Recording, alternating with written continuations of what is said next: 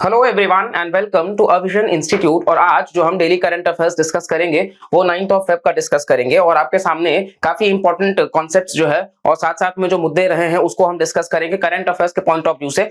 जैसा कि आपको डेली यहाँ पे प्रॉमिस करा गया है कि बिल्कुल आपको मिलेगा। सबसे पहला जो है आपको पता ही होगा कि पाकिस्तान के फॉर्मर प्रेसिडेंट जो रह चुके परवेज मुशर्रफ साहब, वो उनका निधन हो चुका है दुबई में एट द एज ऑफ 79।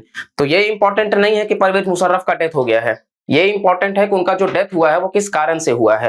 जैसा कि आपको पता होगा कि पाकिस्तान के वो मिलिट्री के भी इवन कमांडर इन चीफ रह चुके थे और कहीं ना कहीं भारत को लेकर के उनका जो स्टांस रहा है वो भी इस तरीके से बहुत ज्यादा मतलब हम कह सकते हैं कि खुल के नहीं रहता था। तो परवेज मुशर्रफ जो है आपके सामने ये इमेज उनका परवेज मुशर्रफ का, और वो जिस बीमारी से मरे हैं वो काफी रेयर डिसीज है। आपके सामने उस डिजीज का नाम यहाँ पे लिखा हुआ है एमाइलॉइडोसिस, ठीक है। और ये एक रेयर डिजीज है जो बेसिकली हमारे टिश्यूज में आकर के ऑर्गन्स को अफेक्ट करता है, ठीक है। इसके वजह से एक एबनॉर्मल डिपोजिशन देखने को मिलता है किसी प्रोटीन का और जिसकी वजह से ऑर्गन फेलियर आपको देखने को मिलेगा। कुल मिलाकर के जो एमाइलॉइडोसिस है इस बीमारी में हमारे को मतलब ऑर्गन फेलियर देखने को मिलेगा। प्रोटीन जो है वो डायरेक्टली इनडायरेक्टली किसी तरीके से बढ़ जाएगा और उसकी वजह से ये एक रेयर डिजीज के कैटेगरी में जाता है। रेयर डिजीज मतलब कि WHO का और इवन बाकी अपने अपने नेशंस का सबका डेफिनेशन अलग है, लेकिन वो किसी लाख में 2-4 लोगों को हो जाना ही रेयर डिजीज के कैटेगरी में जाता है। तो परवेज मुशर्रफ जो अब नहीं रहे हैं वो इस बीमारी के वजह से नहीं रहे हैं, ठीक है। Next, north star. अभी ये क्यों चर्चा में है? ज्योग्राफी का कॉन्सेप्ट है ये नॉर्थ स्टार। तो आपको कहीं ना कहीं नजर आ रहा होगा इस बच्ची को कि ये जिस तरीके से देख रही है सीधा अपने मतलब 45 डिग्री पे आप देखोगे तो नॉर्थ स्टार को ही वो देख पा रही है। तो इसका कारण जो है अभी हाल ही में वाइस प्रेसिडेंट ऑफ इंडिया और पार्लियामेंट में कहीं ना कहीं मतलब उसको नॉर्थ स्टार की तरह रिलेट करा कि पार्लियामेंट में जो भी डिबेट्स एंड डिस्कशंस होता है वो नॉर्थ स्टार की तरह गाइडिंग प्रिंसिपल पे ही बेस्ड होता है। अब ये नॉर्थ स्टार इस वजह से एग्जाम के लिए इंपॉर्टेंट हो जाता है, तो थैंक्स कहना चाहिए हमें अपने पार्लियामेंटेरियंस को कि हमारे सिलेबस को बढ़ाने के लिए। इसके अलावा नॉर्थ स्टार जिसको हम पोल स्टार भी कहते हैं क्योंकि ये काफी ब्राइट होता है, इवन सन से भी ज्यादा ब्राइट होता है, ठीक है।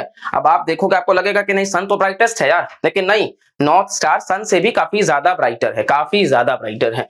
और ये उर्सा माइनर कॉन्स्टेलेशन का पार्ट है, आपको याद रखना चाहिए। सेंटेंस बेस्ड स्टेटमेंट में आ सकता है, उर्सा माइनर कॉन्स्टेलेशन का पार्ट है। और ये लगभग बनने में 323 लाइट ईयर्स जो है वो मतलब दूर है अर्थ से, ठीक है। और नॉर्थ स्टार कहीं ना कहीं आपको नजर आ जाएगा कि वो इंक्लिनेशनल डिग्री पे आपको मिल जाएगा। इसके अलावा ये नॉर्दर्न स्काई में आपको नजर आ जाएगा। नॉर्थ स्टार जो है बेसिकली कैसा होता था कि अभी आज के समय में टेक्नोलॉजी बहुत एडवांस्ड है, तो हम देख सकते हैं कि बैरोमीटर्स का, कंपास वगैरह का हम इस्तेमाल करके हम डायरेक्शंस जो है वो ढूंढ लेते हैं। लेकिन इनिशियल डेज में क्या होता था कि नॉर्थ स्टार ही होता था जिसको लेकर के सेलर्स वगैरह जब शिप पर निकलते थे तो उनको मालूम चलता था कि नॉर्थ के डायरेक्शन में वो जो है वो मतलब स्टार जो है वो नॉर्थ के डायरेक्शन को रिप्रेजेंट कर रहा है, तो बाकी का डायरेक्शन वो उसके हिसाब से लगा लेते थे। तो ये नॉर्थ स्टार के डेफिनेशन को दर्शाता है, ठीक है। इसके अलावा हमें यहाँ पे बहुत इंपॉर्टेंट कुछ नहीं है।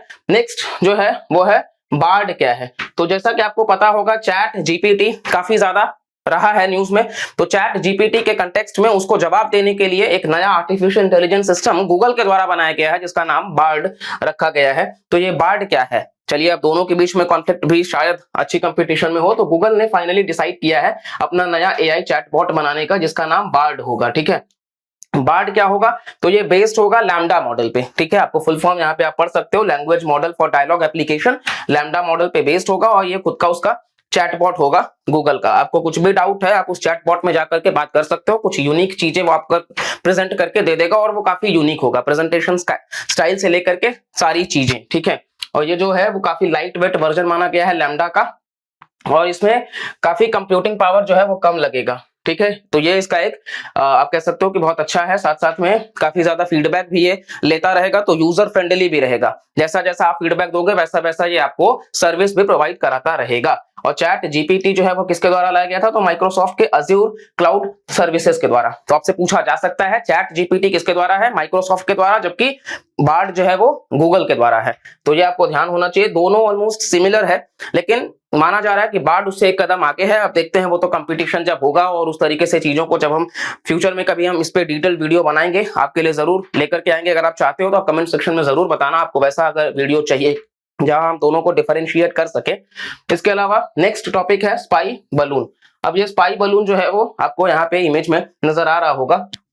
और ये स्पाई बलून को अगर आप देखोगे तो ये बिल्कुल गुब्बारे जैसा ही है, लेकिन ये स्पाई बलून कहीं ना कहीं बहुत ही ज्यादा अभी न्यूज में रहा है, क्योंकि चाइना और यूएसए के कंटेक्स्ट में आपको पता चला ही होगा कि चाइना एक स्पाई बलून जो है वो यूएस के ऊपर छोड़ दिया था। उस रीजन में ये स्पाई बलून जो है वो मंडरा रहा था और यूएसए ने उसको अपने एक काफी अच्छे न्यू टेक्नोलॉजी वेपन के साथ में इसको उड़ा दिया, खत्म कर दिया, जिसको लेकर के बाद में शी जिनपिंग ने भी कहा कि हम भी रिटेलिएट करेंगे, 50 बातें उसको लेकर के। लेकिन वो हमारे लिए इंपॉर्टेंट नहीं है, हमारे लिए जो इंपॉर्टेंट है वो है कि ये स्पाई बलून है क्या आखिर में। तो ये आपको सागा स्पाई बलून का यूएस एयर स्पेस में, तो यूएस ने हम जैसा कि आपको बताया कि उसको उड़ा दिया है। और इसके अलावा स्पाई बलून्स एग्जाम के लिए क्या इंपॉर्टेंट है कि ये हाई ऑल्टीट्यूड सर्विलांस टूल्स हैं। ऑल्टीट्यूड मतलब हाइट, और उसमें भी ये काफी ऊंचा होते हैं, ठीक है। तो इस वजह से ऑपरेट करते हैं 80,000 से 1,20,000 फीट, जो कि काफी हद तक आप कह सकते हो कि कमर्शियल एयरक्राफ्ट से ऊपर भी, और ये इंटेलिजेंस वगैरह को लेने के लिए है, इवन मिलिट्री मिशंस को भी बता सकता है ये। तो कहीं ना कहीं तो ये हाई ऑल्टीट्यूड है, काफी ऊपर 80,000 से लेकर के 1,20,000 तक का ये जो इंफॉर्मेशन गैदर करेगा वो एक इंटेलिजेंस मिलिट्री मिशंस के लिए भी। साथ साथ में कोल्ड वॉर के समय यूएस मिलिट्री ने इन बलून्स का इस्तेमाल किया था प्रोजेक्ट जेनेट्रिक्स के तहत, प्रोजेक्ट मोगुल के तहत, ताकि वो स्पाई कर सके सोवियत यूनियन, यानी कि उस वक्त जो यूएसएसआर हुआ करता था कोल्ड वॉर में, यूनाइटेड स्टेट्स ऑफ अमेरिका और यूएसएसआर के बीच में जो भी युद्ध जैसा स्थिति उत्पन्न हुआ था, तो वहां पे यूएस ने भी इसका इस्तेमाल किया था। तो यूएस ने कहा अच्छा बेटा, मेरे को मतलब मेरी टेक्नोलॉजी मेरे ही ऊपर इस्तेमाल कर रहे हो, क्योंकि अभी तक क्या था कि शी जिनपिंग ये कह रहे थे स्पाई बलून को लेकर के कि नहीं ये तो हम वेदर को रीड करने के लिए भेजे हैं, और ये ऑफ शोर विंड के वजह से यूएस तक पहुंच गया है। तो कितना अच्छा कॉन्सेप्ट है, आपको समझ आ ही रहा होगा। तो उस चीज को लेकर के यूएस ने अपने ऊपर सिक्योरिटी का थ्रेट मंडराते हुए देखा और इस वजह से उसको उड़ा डाला। इकोनॉमिकली काफी ये वायबल है, मतलब कि चीप कॉस्ट में आपको ये सर्विस मिल जाएगी। सैटेलाइट्स काफी कॉस्टली होते हैं, ये काफी सस्ता होता है स्पाई बलून, और इवन इसका जो आप कहोगे एफिशिएंसी वो सैटेलाइट से भी बेटर है, ऊंचा भी जा सकता है, काफी प्रिसाइज इंफॉर्मेशन ला सकता है। तो और क्या चाहिए अपने को, और अर्थ के सरफेस से क्लोज होने की वजह से ये हाई रिजोल्यूशन इमेजेस भी ले पाता है प्रॉपर उस टारगेट का। तो इमेज क्वालिटी भी जो होगी वो बहुत ही अच्छी क्वालिटी की इमेज लेकर के आएगा। डिसएडवांटेज क्या है कि डायरेक्टली स्टीयर आप नहीं कर सकते हो और रफली गाइड सिर्फ कर सकते हो आप। ये आपके सामने वो इमेज है किस तरीके से, ये आप देखो हीलियम फिल्ड बलून है, सोलर पैनल्स इसको पावर देते हैं, और इंस्ट्रूमेंट्स जो यूज किया जाता है कैमरास, रडार्स, सेंसर्स, ये सारा। और ये जो है सर्विलांस बलून इसी कैटेगरी में आता है। बाकी के आपको नजर आ जाएगा कमर्शियल एयरलाइंस, फाइटर एयरक्राफ्ट, लेकिन इन सब से भी वो ऊंचा है। आपके सामने ये जो डेटा है ये भी आप देख सकते हो, सिर्फ अपने सहूलियत के लिए ये आपके सामने स्पाई बलून नजर आ रहा होगा। नेक्स्ट जो है हमारे लिए इंपॉर्टेंट वो है साउथ इंडिया का पहला इंडस्ट्रियल कॉरिडोर प्रोजेक्ट।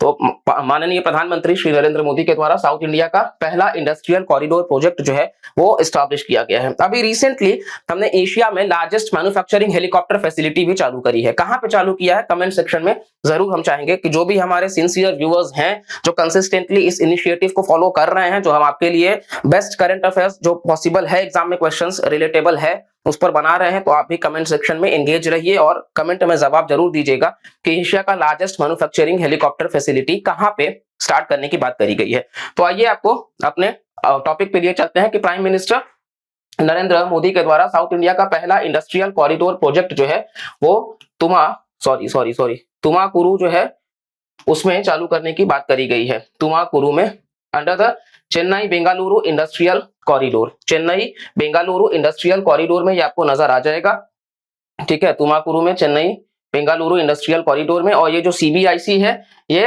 डेवलपमेंट करने की बात कर रहा है इंडस्ट्रियल टाउनशिप्स वगैरह में, और ये 3 नोड्स पे होगा। एक तो आंध्र प्रदेश के कृष्णापत्तनम में, कर्नाटका के तुमाकुरु में, और पोन्नेरी तमिलनाडु के। तो फिलहाल के लिए तुमाकुरु में चालू करने की बात करी गई है। नेक्स्ट आते हैं नेशनल इंडस्ट्रियल डेवलपमेंट प्रोग्राम, क्योंकि इसी के तहत ये तुमाकुरु में चालू करने की बात करी गई है, जो कि हमने देखा तुमाकुरु कर्नाटका में लोकेटेड है। तो ये इस प्रोग्राम के तहत है, national industrial corridor development programme. अब वन लाइनर एग्जाम्स के लिए तो उतना सफिशिएंट है, लेकिन डिटेल में अगर हम देखें तो ये नेशनल इंडस्ट्रियल कॉरिडोर प्रोग्राम जो है वो स्टार्ट किया गया ईयर 7 इंपॉर्टेंट है, इंफ्रास्ट्रक्चर प्रोग्राम है जो कि भारत सरकार का है, जिसके तहत इंडस्ट्रियल सिटीज की बात करी गई है देश में बनाने की। ऑब्जेक्टिव क्या है? भारत का कंपीटिटिवनेस बढ़ाना मैन्युफैक्चरिंग सेक्टर में, ताकि हम वर्ल्ड क्लास इंफ्रास्ट्रक्चर बना सके और जो लॉजिस्टिक्स कॉस्ट है उसको कम कर सके। यानी कि यहाँ से एक रीजन से दूसरे रीजन में जाने में जो लॉजिस्टिक्स कॉस्ट आता है उसको हम कम कर सकें। इंप्लीमेंटेशन की बात कर ले तो 32 ग्रीनफील्ड इंडस्ट्रियल स्मार्ट सिटीज की बात करी गई है। खैर ये सब उतना इंपॉर्टेंट नहीं है। मंत्रा भी है रिफॉर्म, परफॉर्म और ट्रांसफॉर्म। तो रिफॉर्म भी लाना है, परफॉर्म भी करना है और ट्रांसफॉर्म भी करना है। प्रोग्रेस की बात कर ले तो 4 ऐसे स्मार्ट इंडस्ट्रियल सिटीज जो है वो ऑलरेडी चल रहे हैं। धोलेरा गुजरात में, महाराष्ट्र में शेंद्रा बितकिन के नाम से, फिर विक्रम उद्योगपुरी मध्य प्रदेश में और industrial townships greater Noida Uttar Pradesh में। तो यानी कि हमने साउथ इंडिया का ये पहला देखा है, लेकिन इंडिया में ऑलरेडी 4 प्रोजेक्ट चलाए जा रहे हैं। नोडल एजेंसी की बात कर ले तो मिनिस्ट्री ऑफ कॉमर्स के तहत एक बॉडी आती है DPIIT, वो इसका नोडल एजेंसी है। ये आपके सामने पूरा का पूरा मैप किस तरीके से कॉरिडोर है, Amritsar Kolkata industrial corridor, Delhi Mumbai industrial corridor, Bengaluru Mumbai economic corridor. ये आप मैप से देख सकते हो कि किस तरीके से भारत सरकार जो है उसका फोकस जो है वो इंफ्रास्ट्रक्चर को बिल्ड करने को लेकर के है, कि कितना हम वर्ल्ड क्लास इंफ्रास्ट्रक्चर बना सके और लॉजिस्टिक्स कॉस्ट को कम कर सके। तो इस वजह से आपने देखा होगा बजट में कैपिटल एक्सपेंडिचर भी बढ़ाया गया है, और वो और ज्यादा हो सकता है कि बढ़ के ही आएगा, जो इकोनॉमी के लिए काफी अच्छा है। ठीक है, तो ये हमारा आज का डेली करंट अफेयर्स, इसको हम यहीं पे एंड करते हैं। एंड आई होप कि आपको जो भी हमने टॉपिक्स यहाँ पे देखा है वो सब सिंसियरली क्लियर हो गया होगा। इन केस कोई डाउट रहता है तो आप कमेंट सेक्शन में पूछ सकते हो, और साथ साथ में कोशिश करो इस सीरीज को रेगुलर बेसिस पे देखने का, ज्यादा से ज्यादा लोगों में शेयर करने का। और इस शेयरिंग से बिल्कुल ये फ्री ऑफ कॉस्ट है, लेकिन आपको और बाकी लोगों को बहुत हेल्प होगा इससे। और भी कुछ अगर आपका वैल्यूएबल फीडबैक है इसको और बेटर बनाने का, आप वो भी बता सकते हो। साथ साथ में चैनल को सब्सक्राइब कर लीजिए, वीडियो को लाइक कर लीजिए, और बिल्कुल एक अच्छे स्माइल के साथ में एंड करते हैं और पढ़ाई करते हैं। Thank you so much, bye bye and take care. Will soon meet in a very recent video जो कि हम इंडिया कतार के ऊपर लाने वाले हैं। तो वर्ल्ड अफेयर्स पे जुड़े रहिए। ठीक है, बाय बाय।